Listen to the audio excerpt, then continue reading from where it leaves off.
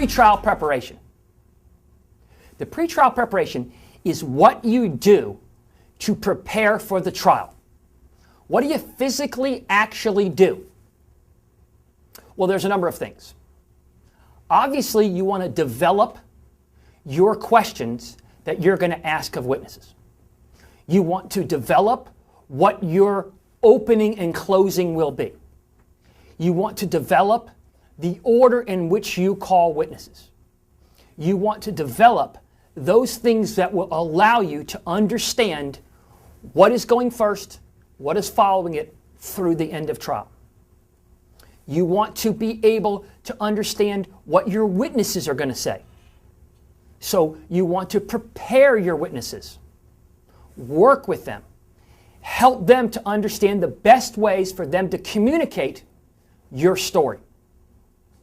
You want to make sure that you develop what kinds of documents or exhibits are you going to use? What are you going to display to the jury? What are you going to use to complement the oral testimony that is being provided? Let's talk about each. Development of questions. Development of material for your opening and closing. When you develop questions, you have to ask yourself questions of your own. That is, what is the message? What is the point I am trying to accomplish with each witness? With each set of questions, I'm going to ask my own witness. With each set of questions, I'm going to ask on cross-examination of the other witness. What is my point? You need to understand what you want that witness to communicate. Now, presumably you've learned that through that pretrial process. You've learned that through all of your information gathering, through all of your discovery, your depositions, your requests for admissions, your interrogatories, your production requests, your evaluation of the evidence or potential evidence, the interviews, the witnesses that you speak to, all of the information that makes up that entire core of that trial matter. How am I going to use that information? How do I go about using the information in a way that's going to be productive? Well, that will help me to then draft my questions. What's my theme? Is my theme that we have a killer on our hands and only a 5-year-old, would not be able to see that we have a killer on your hands? Are we trying to show that this person is a fraudster and engages in Ponzi scheme after Ponzi scheme? Am I saying that this person is probably a nice person, but they just didn't pay for the goods? Am I trying to tell a story? What is my theme? What is the kind of message that I globally want the jury to understand? If it's in front of a judge, what do I want the judge to understand? By doing this, that helps me frame what questions are then going to be necessary to communicate that message. So I first have to have my message, my thematic approach, my mantra, here's my story of why I win in 60 seconds or less, in 20 seconds or less. So I develop that theme. Once I develop that theme, I then develop questions. I take, how do I start that story? Who do I call first? How do I set the framework for the jury to understand the landscape of what we're accomplishing here? Here's how it all began. Here's how the process worked. Here's how it culminated in what I'm saying happened. Here's why you need to rule my way.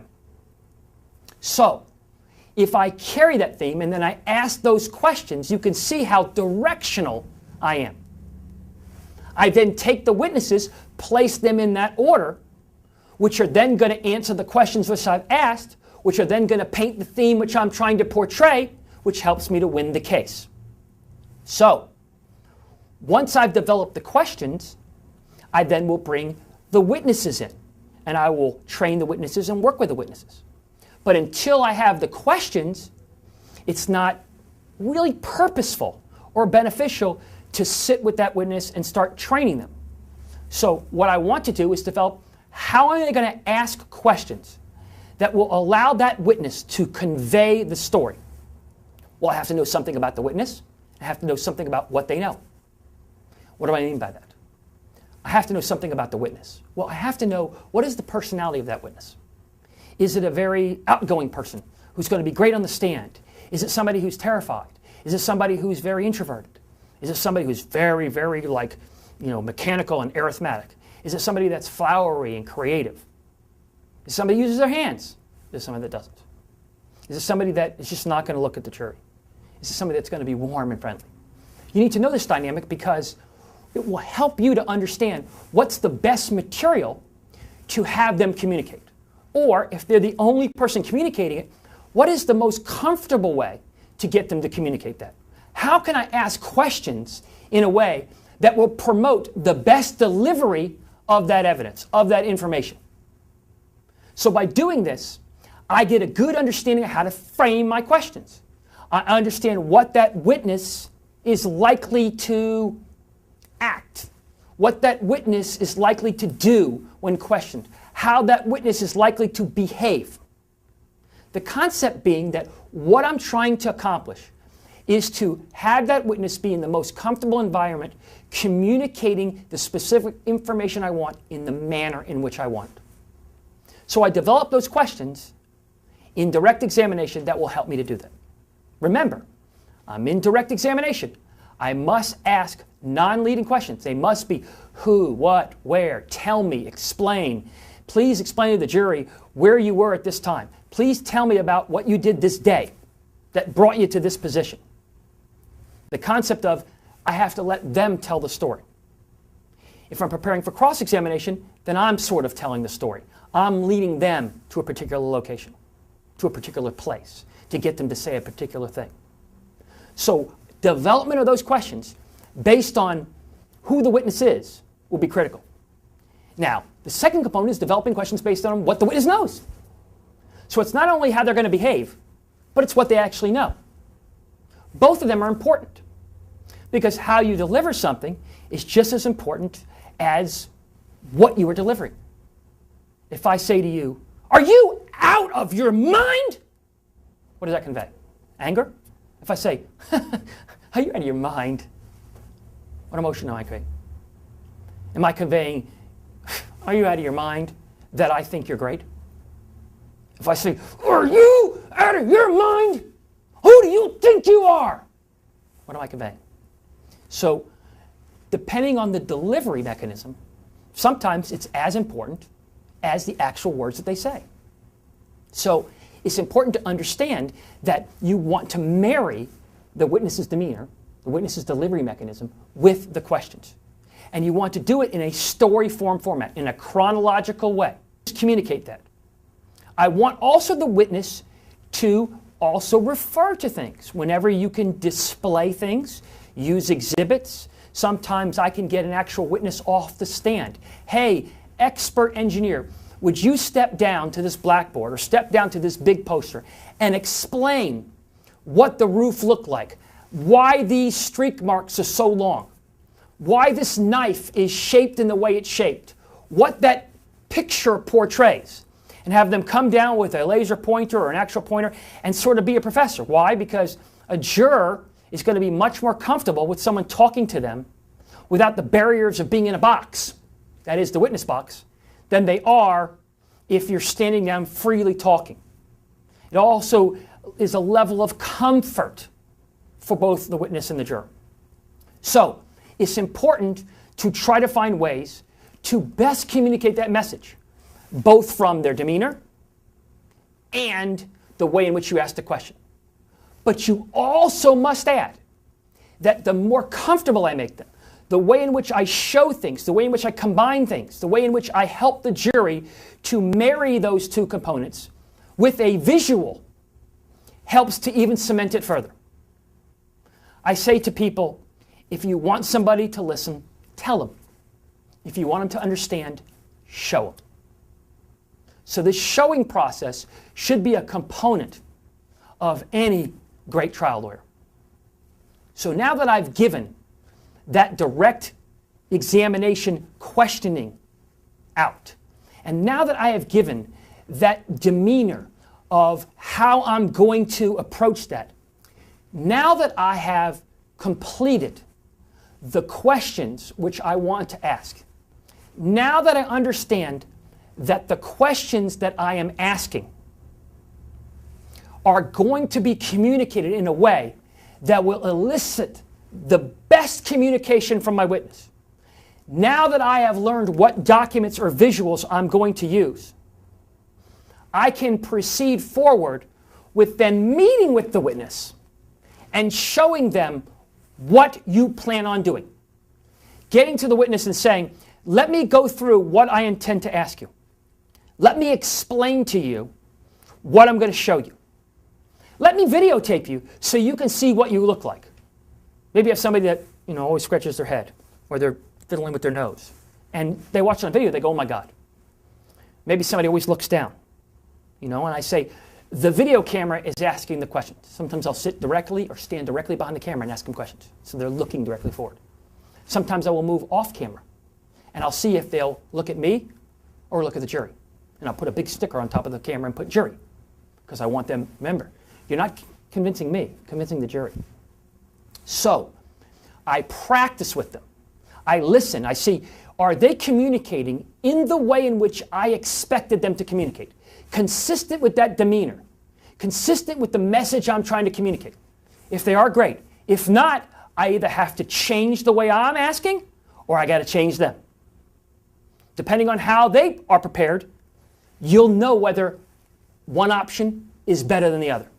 If the person is just nervous, for example, and they need to do it a couple times, you can prepare 100 times with a witness. You want to make it so that the witness is really just ending up having a conversation. Yes, Mr. Major, I was there, and let me just tell you about what happened. And it becomes second nature to them. And I was sitting here, and they were sitting there, even if it's the first time they're performing. Because the more comfortable they are, the more believable they are. The more convicted they are, the more they look in the camera than looking over here, the more you're going to believe them. The more that they are communicating in a way that's productive, the more you're going to be successful. So you see how I've now combined the questioning process with the witness process and the exhibit process. That is, what am I showing them? What am I having them help me to display to the jury? How am I accomplishing my messaging? Part of that questioning is also understanding what the other witnesses will say. That is, the opposing, the adverse witnesses, the people who aren't on your side. You need to have the same thought pattern. What is my point with that police officer? What is my point with that defendant? What is my point with that witness? Am I just trying to get them to confirm that they were there on the day of the confession? Am I just trying to confirm that they were the person who bagged the knife, put it in the bag for evidence? Am I just trying to confirm that they saw what color the light was? If that's all I'm trying to prove, I need to make sure my questions are narrow enough to prove that. You don't have to win a trial at every witness. You set up witnesses like bowling pins. You set up witnesses so that you can roll a strike with your closing. You set up witnesses so that they tell the story for you, so that when you get up, you can explain, you see, I brought the evidence to you. It wasn't my story. It was the true story. It was what happened, and you heard it person by person. And all I did was guide you on this journey to truth. You can see how much more powerful that is than if I'm doing a lot of the convincing. If I'm trying to convince the jury rather than the witnesses and the evidence. So it is extremely important in pretrial preparation to make sure that you dedicate the time to ask questions that you think will get your message across. To understand the dynamic of the witness who's communicating so you get the most effective result. To use visuals and other things to help paint a picture of what you're trying to portray. And to allow the witness to bond with the jury. It is important to understand what questions, what points, what messaging you're trying to get across in your cross-examination. So that this way you can prepare a great trial. So that you can prepare the great opening, the great direct examination, the great cross-examination, the great closing argument.